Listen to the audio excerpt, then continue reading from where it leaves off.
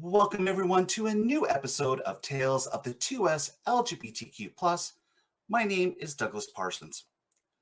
Last year in 2021, on July 21st, I sat down with Vince Spinnato to discuss his memoir, My Pursuit of Beauty, A Cosmetic Chemist Reveals the Glitz, the Glam, and the Batshit Crazy.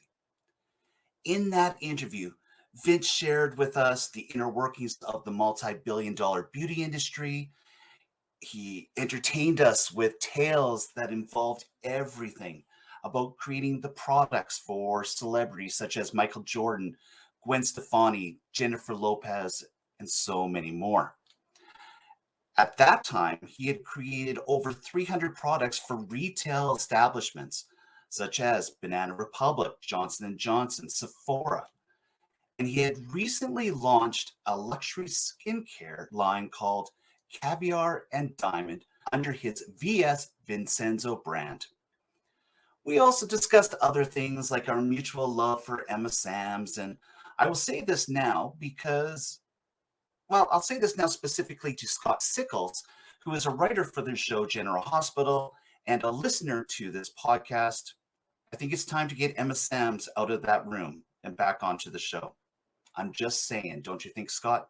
Just before I sat down with Vince last year, it had been announced that he had been tasked by Judy Garland's children, Joey, Lorna, and Liza with a Z, to create a fragrance that would commemorate their mother, Judy Garland's 100th birthday. Well, and so Vince is back with us today to share more about this year that has been, the stories on how you have to do everything perfect when you have a legend and an icon such as Judy.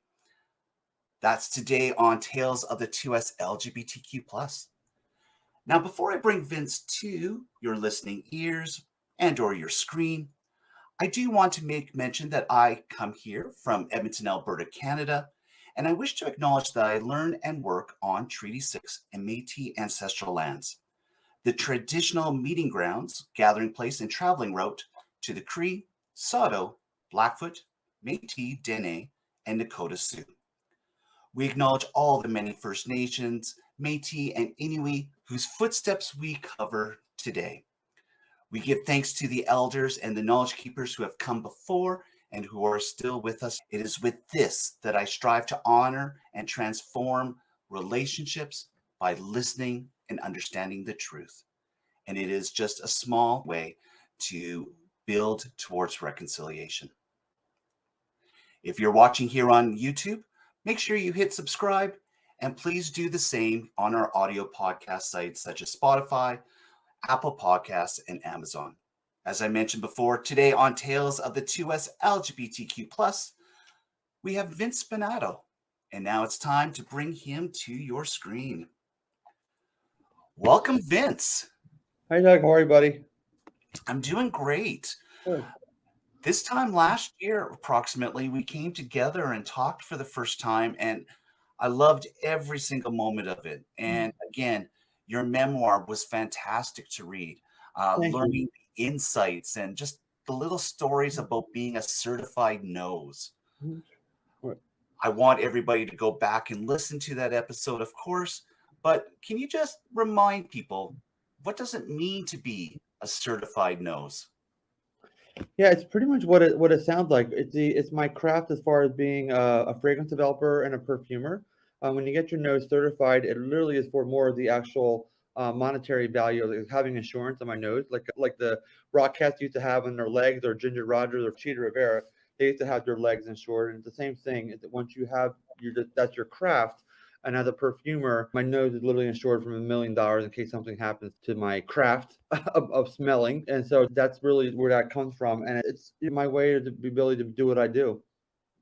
So obviously with COVID taking place and hearing what some of these symptoms are afterwards, you've had to be extra careful when you hear about the loss of smell when it comes to COVID. Yes, and that was my big fear just during this whole pandemic. Right now to the day, I still never got it. I'll knock on everything. I'll probably have it tomorrow morning for just saying that. But I'm 4 times dosed, which is I'm like 1 time more than the rest of the world. I have 4 doses actually, and I should be able to go around licking doorknobs at this point, but we'll see. But yeah, but so far so good. I haven't got it, and that's been my biggest fear is that all my friends and family that I know that have gotten it, the loss of smell was pretty consistent with everybody. And in the middle of this project for Judy Garland, that would have been the worst thing that could have happened to me if I can't smell what I'm making for Miss Garland. That would have been in trouble. We're definitely going to spend this time talking about the great Judy Garland and everything that you've been working on. If you are watching here on YouTube, if you look over Vince's right shoulder, you'll see a poster for Skin Deep, which we talked about in the last interview, which is the documentary about your life and your field in this industry. You have some exciting news to share with us when it comes to the documentary. Yes, that'll finally be landing on Apple TV and Amazon Prime in the middle of June. At some point, we don't have the exact date yet, but we'll be landing there. So it's been a project about 10 years in the making. So it's been a really long time documenting, how we actually develop products for celebrities, doctors, retailers, private brands, et cetera, and also, like you mentioned, a deep dive into my life and personal things that go along with running a company like mine and getting all these projects to market. But yeah, that finally landed on Apple and Amazon. Congratulations, Vince. That's a long road to be able to get a documentary made, to get Yeah. noticed, and to be put onto a major platform like it has. And Right. during Pride Month. Right. That was the goal when we found out about 6 months ago, and also, we have Judy's birthday in June as well too. So we're trying to tie it all together as possible. Now, I know that you have the right products that would hide this, but the lack of sleep, I could imagine, is really difficult at this time. So, first of all, are you sleeping now? And two, which one of your products would help people if they have a lack of sleep? I'm not sleeping. I try and get in power naps in between what I'm doing, and I'll just unpack. I'll tell you one thing. What I did. I've been developing products for 25 plus years, and I should know better than this. But the project we're doing for Judy Garland, we have pieces of it coming from all around the world. We have her bottle being custom made in Milan, in Italy. We have my manufacturing plant out in Tempe, Arizona. We're actually going to be physically making and putting her product together as a final step. And then we have like boxes and stuff that are coming overseas from Taiwan and that kind of area. So long story short, no matter what time of the day, one of those 3 continents are open. So I had to be available to answer those calls, because if you miss, answering an email, you miss a whole entire business cycle, a whole entire business day. So that was a mistake I made by having 3 continents involved in this project. But she's beloved around the world, so her love is spread out over 3 continents. So I'm trying to sleep, but I do have a really great dual active eye product, which is in my caviar and diamond line, called Dual Active Eye Cream. And it literally treats the skin for dark circles, puffiness, and discoloration, but also helps to find lines, wrinkles, and feathering. So it tightens and firms, but also helps you look less tired. And I've been using a lot of that. I am going to seek that out and use that for myself. This past year has been busy for myself, and so I need as well. Hey, Vince, with the documentary, I want people to watch because I think your life and after reading the book is amazing, crazy, wild, all of those things. But Accurate. for somebody who has not read your book yet, why should they take the time to sit down and watch? What would they gain from it? The main thing they would gain for it is watch the movie and or enjoy the book and literally do everything the opposite of what I did, and they'll be successful a lot faster. So it's really more, I always call it, the book is more a cautionary tale of what not to do. It's about 300 easy pages. So people ask me all the time, what do you want people to take away from the book? I'm like, nothing. Please don't take anything away from the book. It's just really like how to do everything wrong but still be successful. So try and do it the opposite of the way the book is laid out and the documentary, and it'll be a lot more successful faster. Yeah. Well, this time last year, you got a phone call or an email discussing Judy Garland and the 100th birthday to commemorate. Can you go back to that time and how did this come about? Yeah, and it really bridges on what you already just been asking me. Lorna Luft, one of Judy's daughters, obviously, got a hold of my book and my skincare line. And Lorna is self-proclaimed publicly. She is a beauty and skincare junkie advocate, and she just loves it to death. So she reached out to me herself personally, actually, and she was just chatting about she loved the book and for my skincare line, and we started talking. We talked about 3 or 4 hours one night, and then eventually she invited me to her home. We're in her home, and I went to go see her, and we just kind of became fast friends. And then after a couple meetings, a meeting with her, she's like, I know a lot about you, and my mother is going to be turning 100. And, it was about 18 months ago. And would you want to spearhead doing a fine fragrance for her with me? And that's really how I got started. And it was really exciting for me because I am, very established at what I do, but I am a boutique, smaller company. I'm not a multi-billion-dollar corporation like P&G or J&J or Unilever or Johnson & Johnson, whoever. And most of those companies wanted this project from Miss Garland. And we ended up, getting it through Lorna directly and the heirs and estate that runs Judy Garland's estate. And it was just really the reason why was not only am I a massive fan, but Lorna knew after meeting with me a couple times that I was going to protect her mother's legacy, her body of work, her image, take everything very, very strategically. And we'll unpack some of those special things that we're doing for her. And I'll just tell you right now. Just for example, I'm sure most of the listeners know that know Judy Garland in her life, that she had their own rose. So like we literally planted 3,000 roses down in Ecuador to be available for her gala on June 10th, which is her birthday, and also for the fragrance itself, which of course is incorporated into the fragrance. We have a famous chocolatier and baker who lives in Madrid, Barcelona, Spain, named Fernando Madrid. Also was a love of Judy Garland, and he's flying his whole entire team out to make Judy's birthday cake, and we're doing a chocolate bar for her, which is a deconstruction of my notes in the fragrance. We have a group of gentlemen in Scotland that are coming out and composing a song for her. So it's just literally all these little extra romantic pieces that never ever would have been done if it was a big conglomerate company. They would have done a beautiful job, but would have been taking Judy's name, putting on a bottle and a lovely fragrance and getting it out to the world. But all these little extra pieces is exactly why Lorna, Liza, and Joey wanted to work with me, was to keep her legacy and her spirit and her iconness, and they can make it actually a real romantic story and not just a rogue fragrance. So how does one then start with the fragrance and then all of a sudden go, oh, we're now also going to do a chocolate bar? How does that come up in the conversation? I know it's kind of bizarre, but taste and smell are very similar. And the very first question I asked Lorna, Liza, and Joey, and specifically Lorna at the time, what did your mom, what did she like? What didn't she like? What did she wear? What didn't she wear? What food did she like? What didn't she like?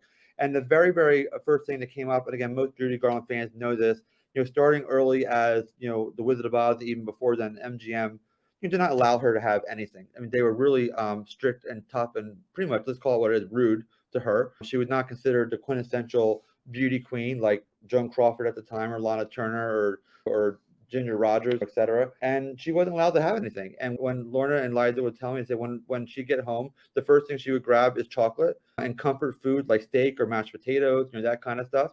And that was so important to me, by able to work with her 3 children, was be able to really, when you have when I work with a celebrity that's alive, I can just ask them the question. But you have one that's already passed and deceased, I obviously can't communicate with her. So having access to her 3 children was a massive, massive help. And the Lorna unpacked like her whole entire life with me, with access to her mom and all these other pieces. So right away, from 18 months ago, I wanted to kind of tie in a chocolate bar, because something that she really, really loved. And when you actually deconstruct a fragrance, we have a lot of notes. Like some of the top notes in Judy's fragrance, of course, is her rose, but also like tonka bean, vanilla, coriander, alemi, and these are all spices and chocolates. So it's kind of easy to do now that we have the actual chocolate bar and her birthday cake, completed. When you try the fragrance the evening at our gala, and because the people at the gala are going to get access to this right away, you'll be able to take a bite of the candy and actually smell the fragrance, and they're literally they mesh together. So it's amazing how we were able to get this done. That's fantastic. We should also make mention of the queer community and the status Judy Garland has had within our community as being an icon. Can you touch upon that aspect? Because many of our younger listeners may not understand, why has Judy's legacy been such a great part of our community? Yeah, and that was, one thing, Doug, from day one, just to kind of back up a second, why we had to I knew from day one that I said, if I make a fragrance for Judy Garland, it has to be unisex, obviously, just for the reason why you said. There's a massive gay male following, including myself and yourself. We love her and the whole world itself. So it was from day one, I had to take what she used to wear in the 1940s and 50s, which she had one fragrance that she loved all the time. It's not even on the market anymore. And it was a very, very feminine floral, fragrance. So we had to go backwards from that and pull out a lot of the notes that she used to wear and enjoy and like, and then retool them to be a unisex fragrance. And it took many, many months. And Lorna will be the first one to tell you that we went through probably 20 or 25 revisions of their fragrance. So we got to where we landed today, which is going to the public. And we knew we had to have the gay community involved from the very beginning to make it unisex and all inclusive. And now, as the fragrance is done now, as we're going through our panel testing, whether it's a straight man or a gay male or a straight woman or a gay woman, everybody loves it. And that's exactly what our goal was, to find that balance spot. And the other thing, because she is so beloved around the world, one of the things that we did that was never done before, we actually had, in this case, it was America that voted on the fragrance back in September of last year. We ran a scent strip of a letter A, a B, and a C. So 3 variations of what I was developing for her in the magazine with our partner, Modern Luxury Publications. So we were in 21 cities in America, and America actually got to be able to vote on the fragrance. And then we got our results back, which was letter C. For people that actually voted, it was letter C, like Charlie. And then once that fragrance was picked by her fans, then that's what I used as a base to keep building and building and building the fragrance also. So we wanted to have the community and the gay community and everybody involved from day one. Like you mentioned, Judy is synonymous with the gay community, with gay pride. She was born in June. She passed away in June. That's why gay pride is in June. So everything is, and it's also a lot of controversy. It's not proven 100%, but we think the rainbow flag is because of Over the Rainbow. So there's not even confirmation of that. But so even if it's not, there's enough to sure we honor her the proper way through the gay community for sure. For listeners of this show, you may have already listened to last week's episode with Martin Boyce, who was there at Stonewall when everything took place. And we discussed Judy Garland, because Judy Garland had just passed away. And was it a factor in his mind when he was there at Stonewall? Because that tie-in has been made in history, that not only were people fighting against the police, but they were also mourning Judy's death. So it's interesting to hear his response to that question. So Judy is pride in many ways. We've built her up that way. And to your point, and probably your other guests already knows this, but we are actually, me and Lorna are going to Stonewall in very early June, and there's a special unveiling of a portrait of Judy that's going to be that's going to live in the bar. So that's actually part of our tour starting in a couple weeks from now. And that will be the first evening that the fragrance will be available. So we're making Stonewall ground zero to get the fragrance first, to smell the fragrance first, to get the unveiling of the portrait from Lorna and Liza and Joey. Is going to live there in the bar. So to your point, Doug, it's come completely full circle. And we're starting our project where the gay movement started in 1969 after her death. So we're really bringing it full circle, which is lovely. There's going to be people who are listening to this and be thankful that the legacy and the image has been so carefully looked at. I hope everybody knows just the loving care that has been taking place over the past year to make sure that this launch is done correctly. Before we came on air, you mentioned how many people have been working on this team. Tell me more about that. When I started with Lorna, it was me and her, and I said I have a boutique team of about 10 people, but at this point now we're almost over 50 people involved in this project. Everybody from packaging suppliers to vendors to perfumers to PR. Marketing, everything you can imagine. So it's a gigantic team. And the most important thing is that the team is we all love Judy, and it's all was meant to just really I feel like I'm one of her children at this point. I told the 3 kids all the time, because I feel like I go out because I'm the one going out in the world and doing the press, and I'm making sure I'm telling everybody we protected her legacy and how we're protecting her body of work and her image and her likeness and her signature. Everything you can imagine. So I'm really happy that we got this project, because it just is such a beloved entertainer, and I think one of the best entertainers in all time, in my opinion. I have a tie between her and Ella Fitzgerald. I always tell the kids that too, and they laugh at me. I'm like, well, honestly, it's a tie. Ella kind of just goes right through my soul. I don't know why. So it's a 1 and 2. It's 2 and 1. They swap places with me all the time, but it's a 2 of them. So I go back and forth. But I'm saying that because they always like, don't say that. I go, well, I'm not going to say. If I go out and say Judy's my number one of all time. It's gonna think it's like, you know, it's fake, but it's not. She's like it's tied between her and Ella Fitzgerald. So, And there's nothing wrong with that that's whatsoever. right. If you're going to Right. have a tie for first, Ella That's the one. They're is the ones, right? yeah, exactly. They're it. Yeah. You officially can keep your gay card. You can keep That's it. right. I got it. That's right. It's laminated, it's glossed, and glitter galore all over it. Yeah, I didn't say like Judy and like Metallica, so we're pretty good. Okay.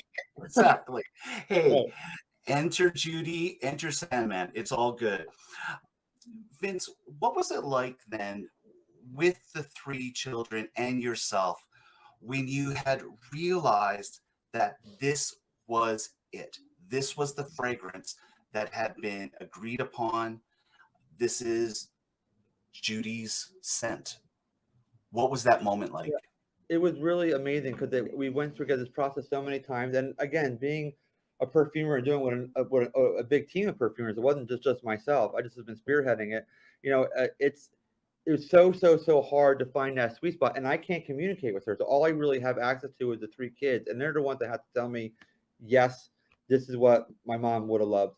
And that's what Lorna has always said in our press, that, you know, said Lorna had to go back and keep saying to herself, she always would say, yeah, I got to keep remembering I'm doing this for her. This is about her. It's not about me being Lorna. It's not about me and what I would like. It's about what she would like. And that's what we had to do. And it's hard because we can't communicate with her.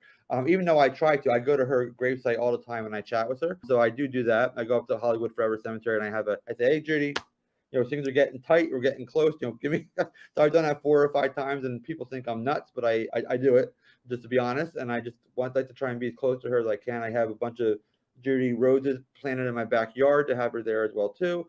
So it's an extra romantic story tied behind this fragrance than just putting something out there with somebody's name on it. That's an icon and a legend. And the other thing that's really exciting, you know, Doug, too, from day one.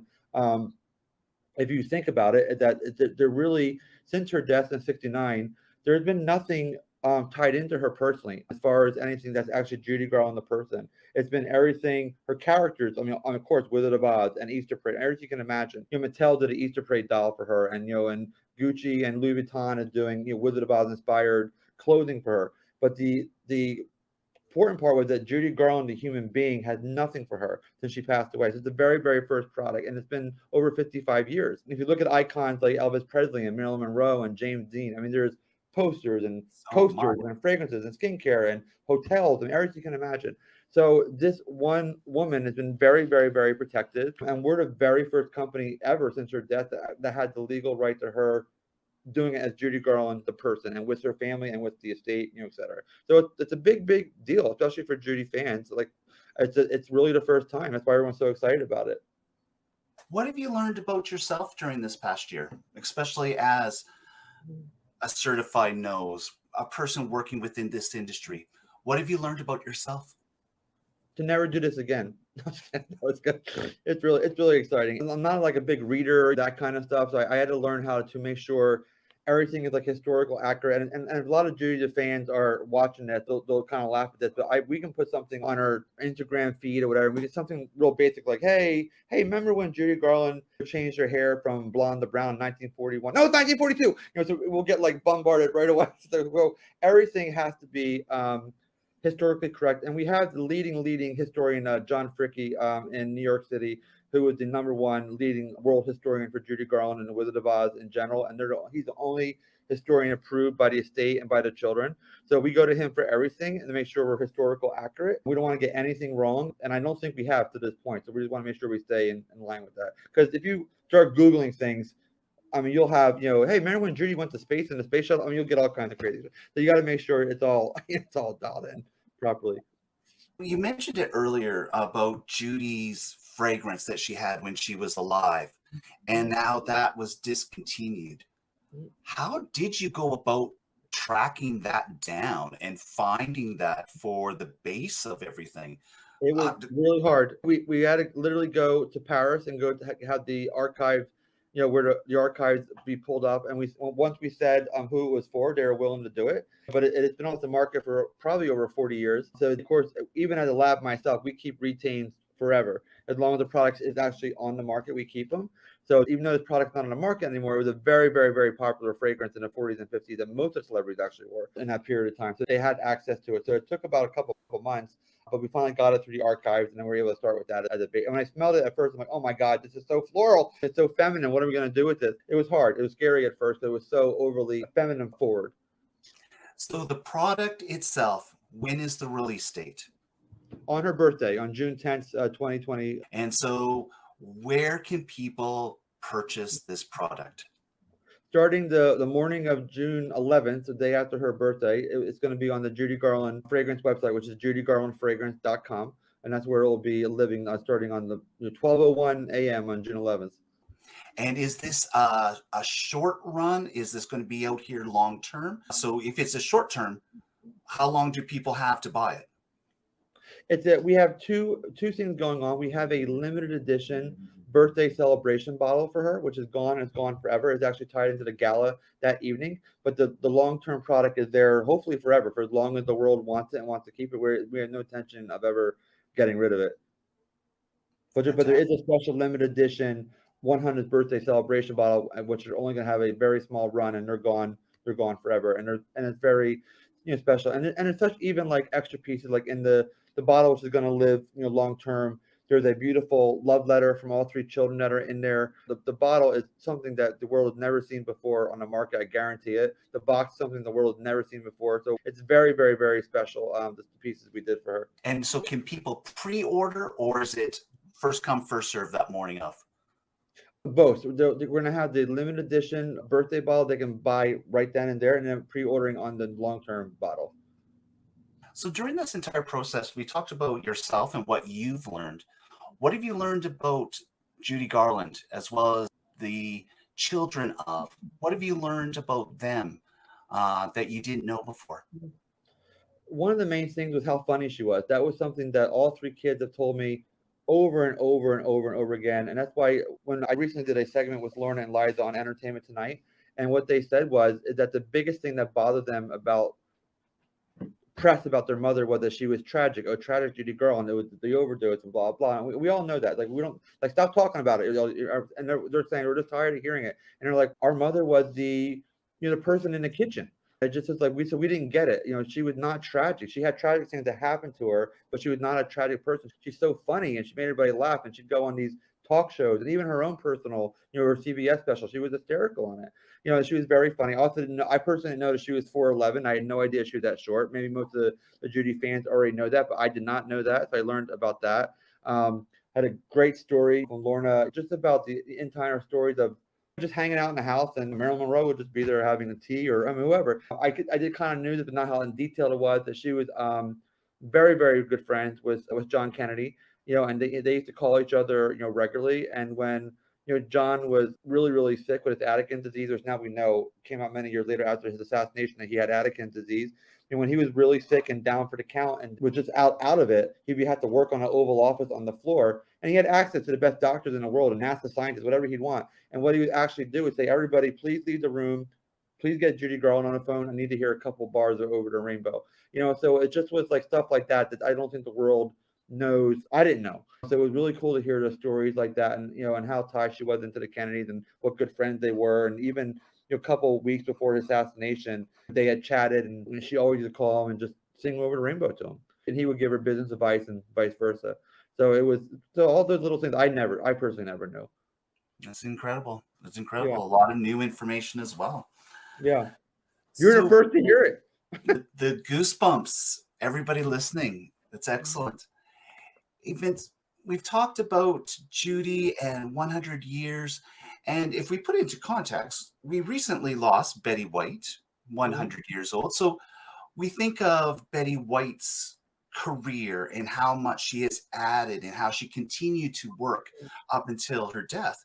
And I would imagine Judy would have been very much the same, continually working. And right, when we put that into the comparison, it really strikes us with how long Judy has been away from us, right, and what we lost with what could have been during this time right. of she would have been able to accomplish, and just puts it all into perspective, really, with Yeah. Judy and her life.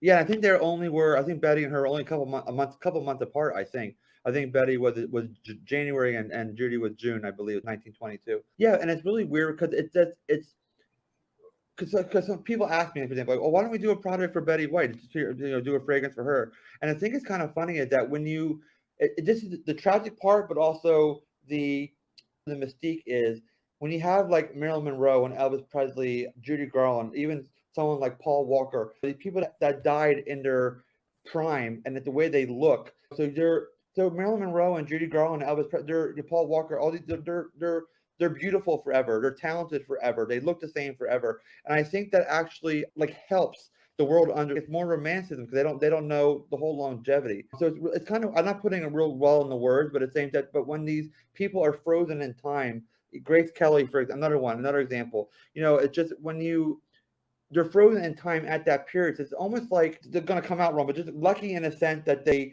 get to be beautiful forever. Let's just put it that way. Not lucky they got killed or passed away. It's horrible, but they are frozen in time. Like Marilyn Monroe is Marilyn Monroe at that look forever. We don't know what she would have looked like, what she would have sounded, what would have happened. We don't know. So it's just kind of weird because you're almost dealing with a mystical Natalie Woods, another example. I mean, you're almost dealing with a mystical person frozen in time. Yeah. Well, and for a lot of people, Judy Garland, being Dorothy from Wizard of Oz, Right. people still see her as that little girl. And that's where Right. she is Right. freeze framed for the rest of her life. To add a couple of other names, James Dean, Steve McQueen in Right. that. And we've seen the recent controversy with the Met Gala with Kim Kardashian wearing Marilyn Monroe's happy birthday to President John F. Right. Kennedy. And the controversy with wearing that dress, and people are like, no, not just Right. because it's fabric, but because Marilyn Monroe is freeze It's like frame. just leave this stuff alone. It's like, and I was with my husband a couple weeks ago watching another documentary on Marilyn Monroe, and I was watching it too. But he's like, he's a big lover of hers, and he's literally said, why don't can they just leave this woman alone? Like we know what happened, we also don't know what happened. Just let her rest in peace.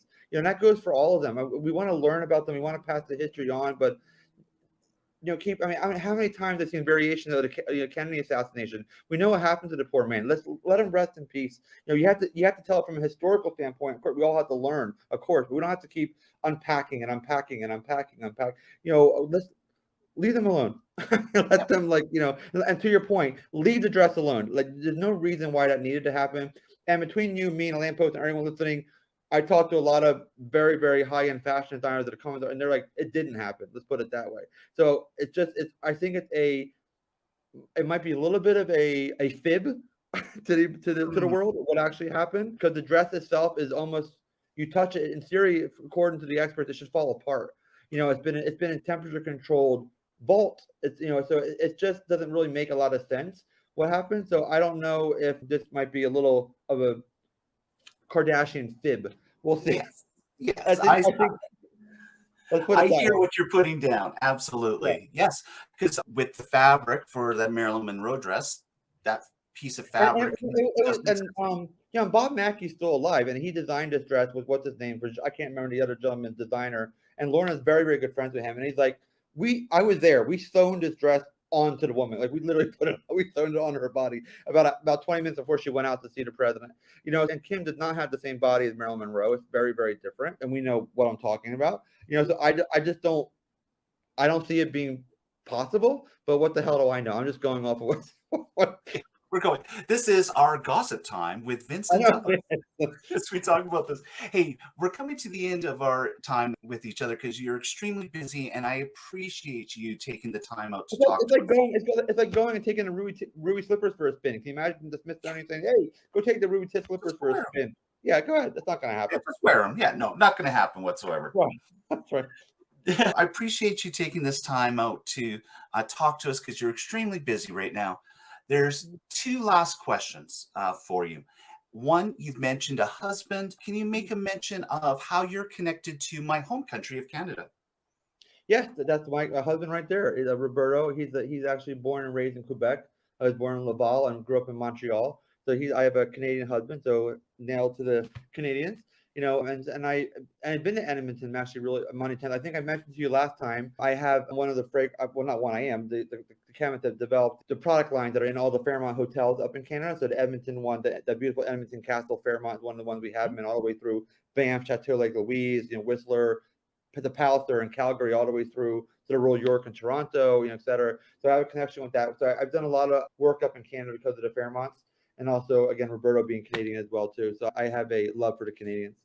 Yeah, you've got the best of us. You took That's the right. best of us, so that's good. And a final question for yourself. The end of June. Hopefully you'll be able to take a breath a little bit with Judys Fragrance coming out, as well as your documentary Skin Deep, which we'll be able to see in the middle of June. What comes next? We actually have another big, gigantic, iconic celebrity that's also deceased coming right on the tails of this. And so I can't say it yet, unfortunately, but it's a big name that you guys will all know and love. And all of our gays will love it too, just like the two of us. So it's right. It's in the same wheelhouse. So she's next. It's a woman, and she's next. So at least we got a gender, so that's good. So That's right. we'll sniff it out if we can use the certified nose references here. So does this mean that 1 year from now we're going to come back together, or is this sooner or later? Hopefully later. And I've been joking the whole line. Really, what we do takes a minimum of 2 years to put together. And unfortunately, when I met Lorna, it was about 18 months ago, and we didn't pull the trigger till about 2 months before Judy's 99th birthday. And what I was saying all the time to my whole entire team, yes, we're going out of our minds and quadruple the speed, but like, I cannot change this woman's birthday. It's like, I can't change it. It is what it is. So June 10th is the date. I've been saying the word June 10th for 2 years. I feel like my brain's gonna fall in my head. So I feel like I'm waiting for my execution on June 10th. But it's like, yeah, so like we can't. So all I'm saying is that there's no milestones for the other celebrities. So we'll get it, do it hopefully a little bit slower in the proper way, and through there. Well, fantastic. Well, let's just go through the pieces of information with the releases. Let's first go with Skin Deep. What day would we be able to see this approximately, and on what platforms? Approximately June 15th, which is a Tuesday. It might be a week later, depending on they're doing a thing called they're QCing the video, make sure all the bugs are out of it. So that we have to wait for to get an answer on the actual date, but sometime mid-June, and that'll be on Amazon Prime and Apple TV, and also on YouTube TV, I believe. And Judy Garland's 100th birthday and the fragrance itself. Yep, on our actual 100th birthday on Friday, June 10th, 2022.